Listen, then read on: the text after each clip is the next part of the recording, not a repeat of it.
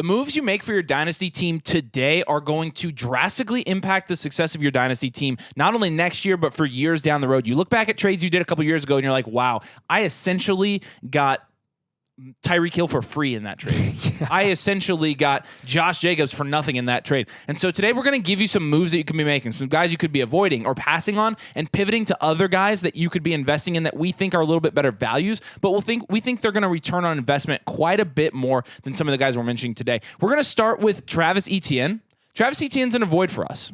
I'm going to let you talk about this one. This is kind of your thing. So I want to let you talk about Travis Etienne here. I think you've got this one. Yeah, Travis Etienne is a guy that he's been a very polarizing prospect or asset over the last couple of years. Obviously in 2022, we were like, hey, what's he going to do? This is really essentially his rookie season since he missed all of his first year. He goes out there, he produces pretty well, and then he falls off towards the end of the season. Then you go into 2023. We're like, what's Etienne going to do? Is he going to have a whole year of really nice production?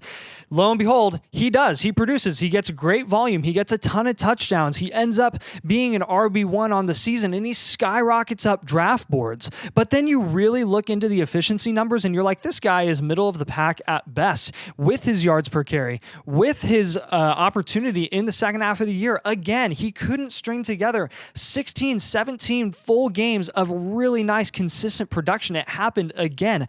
So there's, again, going to be questions with Etienne going into 2025. And I think with that, with this current value, we should be avoiding targeting Etienne in trades, and let's pivot off of Etienne and let's go and let's target a guy like Rachaad White, who is going multiple rounds below Travis Etienne. So when you're comparing these two guys over the 2023 season, there honestly isn't that much difference in their production and their efficiency metrics. Like Etienne averaged 3.8 yards per carry, Rachaad White 3.6 yards per carry. They're both not very efficient runners, but they both are very effective in the receiving game. Like Etienne, 73 targets, 58 receptions. Rachaad White, 70 targets, 64 receptions. And the difference between Etienne and Rachaad White at the end of the season, production-wise, was only 14 points. Yeah, Etienne outscored Rachaad White by 14 points total by the end of the season. So why are they going multiple rounds apart in Dynasty startups now to begin the offseason in January? That's kind of the question that we're going to have to continue to answer this offseason, and we may get to a point where we think Etienne is a hard sell and Rachaad White is a hard buy, or maybe at this point we're just going to meet in the middle. And when you're looking at making deals, trading for assets in the offseason, the goal is to maximize the market value wins that you can get over a 6 to 12 month period. And I think at the end of the day, you're going to see Rachaad White really being that guy that's a better investment than someone like Travis Etienne. So let's avoid Travis Etienne. Let's invest in Rachaad White, or let's pivot to a guy like Tyjae Spears, who, no, he doesn't have the production pedigree that Etienne and Rachaad White did in 2023 because he was playing behind Derrick Henry. But when you look at that situation in Tennessee with Mike Vrabel being fired, which I don't think anyone expected to see, and there's just going to be so many moving pieces in that offense over the offseason, I think Tyjae Spears has that running back one workload really cut out for him in 2024. And I don't think the Titans are going to really find it a priority to invest in the running back position in the 2024 draft. So you're looking at 2024 for Tyjae Spears and his current price, which is like 8th, 9th round. Why not invest in him instead, who has really, we would anticipate, just as much receiving upside as Rachaad White and Etienne do? Yeah, I think Tyjae Spears has proven that he's a fairly safe prospect and somebody that has a lot of upside. And Travis Etienne was that too. But again, like you mentioned, Travis Etienne, he was a little bit hit and miss, and that's just facts. Like we know, as Travis Etienne as a player, we think he's a good player. We think he's a good asset for the Jaguars offense. So we're not even saying to sell him, just, you can avoid him and pivot to somebody else. And I'm going to use the same sentiment here with Ja'Marr Chase. Ja'Marr Chase, I'm not arguing with his dynasty ranking. I'm not arguing where he should be going in startup drafts. I think it's fine, but here's what I'm doing with Ja'Marr Chase this year. Because for too long now, I have held Ja'Marr Chase as a first-round startup pick in Dynasty, and he's performed as, wide receiver 1, but the wide receiver 11, the wide receiver 12. It's been 3 years removed now since he had a top 6 wide receiver finish, and even then it was wide receiver 5. So I'm pivoting from Ja'Marr Chase since he has this value, since he's able to maintain his value because he is a great receiver in a great situation. I'm pivoting. I'm going to go Puka Nacua plus draft capital here. Puka Nacua, 298 points in his rookie season in PPR leagues. Jamar Chase's best season ever, 302 points. If the idea of fantasy football and even Dynasty is really to score points, then you're making that move. If the idea in Dynasty is to also get younger, then you're making that move. If you can down tier from Jamar Chase to Puka Nacua and get something on top, I'm absolutely doing that. I mean, even Amon-Ra St. Brown. Amon-Ra is only slightly older. It's negligible at that point. Amon-Ra this year scored 331 points in PPR leagues. Jamar Chase's best season, 302 points. Amon-Ra St. Brown had a better season this year than Jamar Chase has had in his career from a production standpoint. And you can get him cheaper than Jamar Chase. So I'm down tiering from Jamar Chase to Amon-Ra St. Brown plus draft capital, right? Even if it's an early second. I like that early second. I've got a good shot at getting somebody who's going to be startable and flexible in the early second round of Dynasty rookie drafts. Tyreek Hill. I will take 2 years of what I had this year in Tyreek Hill. Tyreek Hill scoring, I think, almost 400 fantasy points this year in PPR leagues. I will take 2 years of that. 376 points. Over trying to bet that Jamar Chase is going to do that this year. 2 years of that. That's 2 shots, 2 realistic shots at a Dynasty championship. And when you're talking down tiering from Jamar Chase to Tyreek Hill, you're talking about potentially getting a first on top. Right? Oh, at least. At least a first. I'm making that move. We're getting back to the offseason. People are going to be low on Tyreek Hill again. Don't you worry about it. And maybe a first and a second. You try to get multiple picks there. But one of the best moves you can make in Dynasty is down tiering from these high-level assets to guys that are just as productive and getting draft capital on top. And so for Jamar Chase, for me, there's a lot of options this year that I can pivot to. I feel just as comfortable from a production standpoint, and I can get some added value on top. It has nothing to do with It has nothing to do with his startup draft capital. It has nothing to do with where he's ranked. It just has everything to do with the guys behind him. And I'm as comfortable with him as I am Jamar. So that's a move I'm making this year. And I think that's one that you're going to see more people make this year than they were able to in the last couple of years, because now they're at least acknowledging that Jamar Chase, really does need to have a top 3 wide receiver season to return on the investment that we've had in him in Dynasty in the last 3 years. You've taken him as a first-round Dynasty startup pick now for 3 years. So at some point, he's going to have to return on that. I don't really want to make that bet, and I'd rather just make the bet on the guys that did it this year that I'm pretty confident are going to do it again. Yeah. So, and by the way, I mentioned Puka there. We got a comment that we're too high on Puka, which I'm not even... Actually, I am as high as Nathan is. He's the wide receiver 5 on Keep Trade Cut now. Puka Nacua, if you watch the playoff game, and if you think Matt Stafford is propping his value up, you've got another thing coming for you. Yep. The dude is special. Yeah, Puka has been fantastic. And honestly, Puka's a guy in our blueprints that we've told people to go buy him for the last month because we knew what he was, and now his price is starting to reflect that. Speaking of blueprints, you can get one of these team blueprints over at flockfantasy.com/domain. When you use code domain and choose Mother Flocker tier, it's a multi-year plan for your Dynasty team. It breaks down your roster from top to bottom, grades it, tells you which moves you need to be making, tells you where you need to be moving to get your team into a very good position, either compete, rebuild, whatever your outlook is. We help you all with all that on your blueprint, flockfantasy.com/domain, code domain, Mother Flocker tier. And let's go to our next guy. Yeah, and our next guy here. Yeah, A.J. Brown is one of the safest wide receiver assets in Dynasty that you could really ever ask to invest in. He's got that 4-year, $100 million contract. Yeah, it's going to be, I think he'll be entering his second or third year in 2024 of that contract with the Philadelphia Eagles. Everything he does on the field as an NFL wide receiver and from a fantasy production perspective is what you want to see from a second-round Dynasty startup pick. He is going to be 27 years old going into 2024, which is crazy to think that he's like a super seasoned veteran now. It's kind of wild that he's entering that. He's going to be like that guy that's like that Stephon Diggs now. It's pretty crazy. But with A.J. Brown, when I'm looking to make moves this offseason and I'm looking to invest in a player that I am hopeful can increase in value significantly, A.J. Brown has hit his ceiling. He hit his ceiling last year, honestly. He did.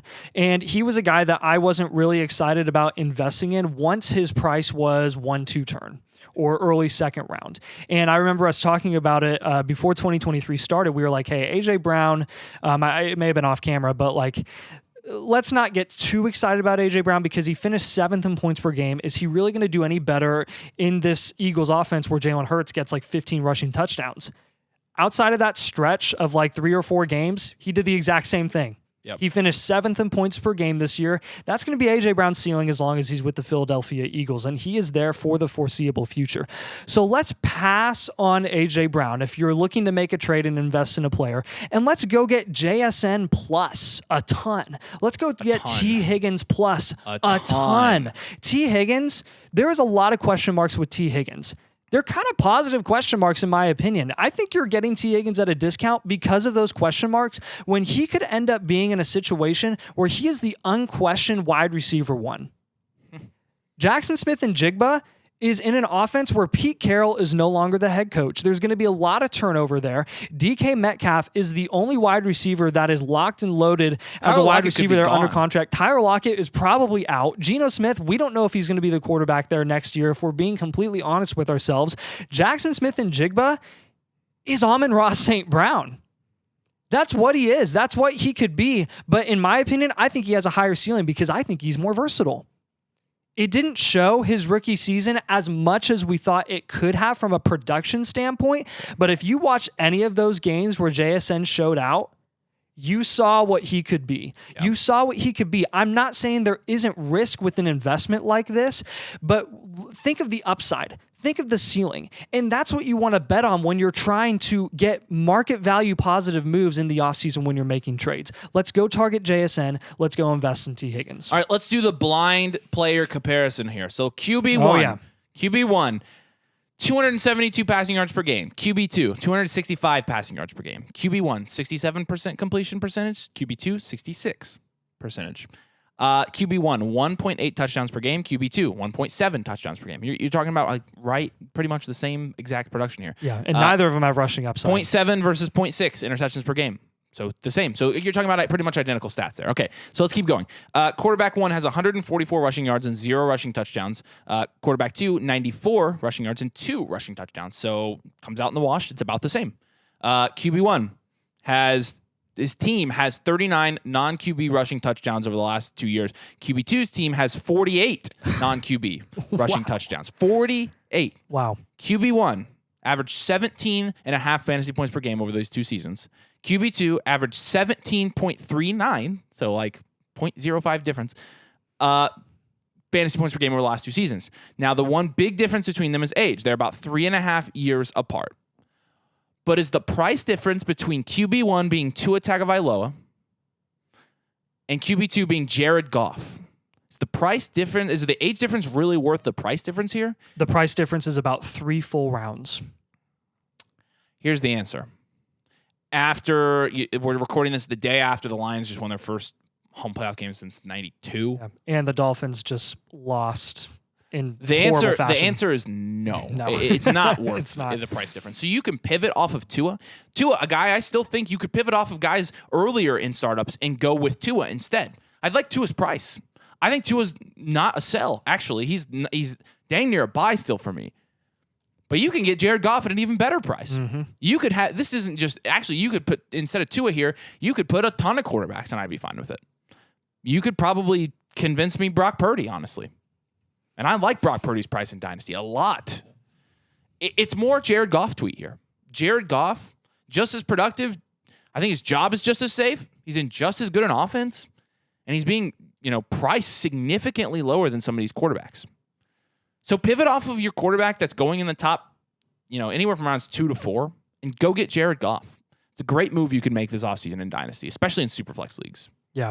Zay Flowers was one of those many wide receivers in the 2023 class that showed out this year, had a legitimate impact even in your fantasy football leagues, and everything that we thought Zay Flowers could be in Baltimore's offense as a rookie, he did. He showed out. It was awesome. We were so excited about it, and now his price is getting to a point where we're not as excited investing in him as we are with Jaden Reed and Josh Downs at a discount. I mean, when you're comparing Zay Flowers and Jaden Reed, Reed alone. Look at what Zay Flowers did this season, which was pretty good as a rookie wide receiver in an offense where Lamar Jackson has a lot of rushing upside, and he's playing alongside like Mark Andrews.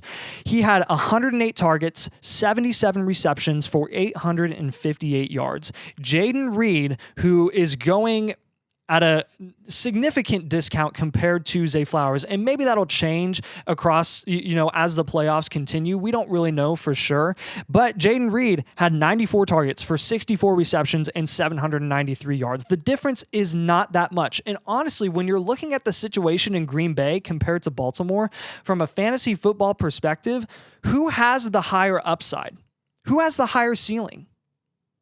Zay Flowers is a really, really good wide receiver, very athletic, and I think can really improve as a route runner as the years go on. But Jaden Reed with Jordan Love versus Zay Flowers with playing alongside Mark Andrews with Lamar Jackson, who has rushing upside and is going to take touchdowns and production away. I'm taking Jaden Reed and Jordan Love. Jaden Reed with Jordan Love. I think this year, Reed, as a rookie wide receiver, established himself as the wide receiver one, unquestioned, in Green Bay. Some people are still hung up on Christian Watson. Some people still have a love affair with Romeo Doubs. And yeah, Romeo Doubs had a really good game against the Dallas Cowboys. This is his second year, compared to Jaden Reed's first, where he had dang near 800 receiving yards, with really a house money season for the Green Bay Packers. I'm all in on Jaden Reed at a discount. Jaden Reed was the wide receiver 25 this year in production in PPR leagues. Zay Flowers was the wide receiver 31. Okay, that's pretty much all you need to know there. Yeah, and Josh Downs, Josh Downs didn't have the productive... Well, actually, this is funny. Josh Downs had almost as many receiving yards as Jaden Reed did, 771 yards with Gardner Minshew. Yeah, Gardner Minshew has more passing volume, but he can throw the ball down the field like half as far as Anthony Richardson can. And you saw, for the short amount of time that AR was on the field, his connection with Josh Downs was special. And again, let me reemphasize this. You're down tiering and doing Zay Flowers for Josh Downs straight up. You're getting Josh Downs plus, I'm trying to get a first. Mm-hmm. Yeah. Right? Those are the deals I'm going for. It's not about, we don't like their price, or it's not a lot. Again, I want to emphasize, yes, Zay Flowers has a high ceiling. He's the wide receiver one in his own offense, but Jaden Reed is too. I don't think you can deny that at this point.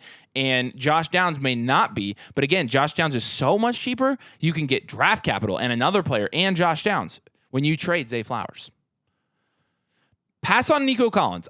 I'm going to be honest with you. I'm not going to find myself drafting a lot of Nico Collins in startup drafts at third or fourth round. Even though he was productive enough to be a wide receiver one this year, I do have to tip my cap to Nico Collins, playing with one of the best quarterbacks in the league, productive at a wide receiver one level this year. But I found myself not drafting him, and instead drafting Drake London a round later. Instead drafting Tank Dell a round or 2 rounds later. Meaning you can down tier or pivot to those guys and get draft capital on top. And again, I think the more draft capital you accumulate on top of guys that we think are buy lows, the better. Really comfortable making that move. And again, I think I do prefer Tank Dell in that offense, but it's really hard to tell. They're both super good and they're both super talented. But both very hit or miss. They're both very hit or miss. Too. And they kind of complement each other well. And because of that, sometimes Tank Dell will have a good game. Sometimes Nico Collins will. But Nico Collins, again, Drake London, Tank Dell, I'll take those guys later and then just pass on Nico Collins and grab somebody else there instead. Yeah, and this next one's going to be pretty simple. If you're in your startup draft and you're faced with picking David Njoku in the 6th round right now, or just passing on him and taking Evan Ingram in the 11th, please do it. David Njoku has been really, really good, really, really impressive. He looked amazing even when they got blown out in the playoffs against Houston this last weekend. Regardless of that, I think there's too many question marks in Cleveland's offense with Deshaun Watson inevitably starting next season. And the fact that Evan Ingram has produced as a top 6 elite producing tight end over the last couple of years at half the price, you've got to capitalize on half the price. You just don't have to pay as much for just as productive of a tight end in your dynasty league. And I'm going to close it out here also with a hypothetical situation. Okay. Meaning not real. Meaning not real, okay, but also definitely real for a lot of people in the dynasty community. In Superflex leagues, let's say, hey, I have Daniel Jones and Deshaun Watson and Kirk Cousins as my top 3 quarterbacks in my dynasty team right now. And none of them panned out this year. They got injured. They all sucked, except for Kirk Cousins, but he's older anyways, tore his Achilles. We don't really know what his value is going to be. So you've got a ton of questions at quarterback. Maybe you don't have any quarterbacks at all in your Superflex league and your team is horrible. And you go out there this offseason and you're like, man, I have to get my hands on a cornerstone dynasty quarterback that I can trust for the next 4 or 5 years at least. Now I'm going to ask you a question here. Do you go out there and pay a king's ransom for a top 5 dynasty quarterback? Or do you go and invest in high upside assets that may have some question marks, but could just as easily be a top 6 quarterback in dynasty by the end of 2024 as the current top 5 quarterbacks right now? Why not go get an Anthony Richardson at a discount, who we know what his upside is? Why not go get a Kyler Murray at a discount, who has just as much contract insulation as Jalen Hurts? He does. He does. And people won't admit it. If Jalen Hurts has a bad year in 2024 and Kyler Murray has a solid year, their values might flip. Why not go get a Jaden Daniels at a discount in your rookie draft because he's not going to go probably top 5? Now, you may laugh at me. Maybe he does go top 5. Who knows? Maybe his price skyrockets. But at this point, he's the QB3 in Dynasty in the 2024 Dynasty rookie class. But his upside is insane because of his rushing ability. So why not invest in those guys who maybe they have some risk, but you know that there's a chance that they're going to be in a top 6 to 8 Dynasty quarterback position come the end of 2024. Yeah. All right, so those are just some examples of moves that we've seen that we might make on our dynasty teams this year. You could make them. They might help your team. Some of them are risky. Some of them aren't necessarily sure things. But we don't always go for only sure things in dynasty. Sometimes the risks are the ones that pay off huge. The trades I look back at that I'm like, wow, I killed that. They were risky. Yeah, a lot of risky and half the price. Yeah. So we appreciate you watching. Make sure you drop a like on this video. Make sure you subscribe to the channel if you play Dynasty Fantasy Football. Thanks, guys, so much, and we will see you later.